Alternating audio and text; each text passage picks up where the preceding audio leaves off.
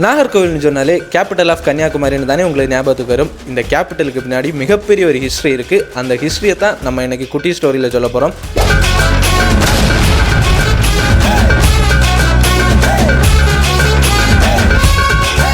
Hi hello மக்களே, நான் உங்கள் அஜித்.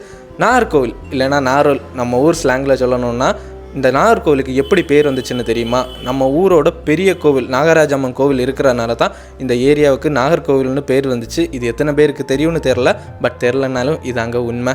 இந்த நாகர்கோவில் முன்னொரு காலத்தில் பல ஜென்ரேஷன் முன்னாடி ஆட்சின்னு சொல்லிட்டு ஒரு ஆட்சி ரூல் பண்ணிட்டு வந்தாங்க.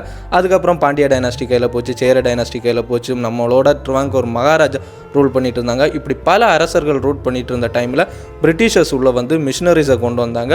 மிஷினரிஸ் வந்ததில் ஒரு நல்ல விஷயம் நடந்துச்சு. என்னென்னா, மிஷினரிஸ் வந்து நம்ம ஊரோட எஜுகேஷன் அண்ட் லிட்ரஸி ரேட்டை ரொம்ப அதிகப்படுத்தினாங்க.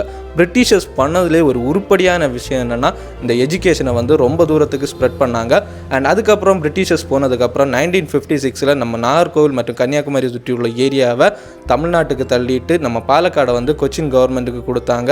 அது மட்டும் இல்லைங்க, இன்னைக்கு தமிழ்நாட்டில் நாகர்கோவில் ஒரு முக்கிய அங்கமாட்டு வகிச்சிட்டு வராங்க.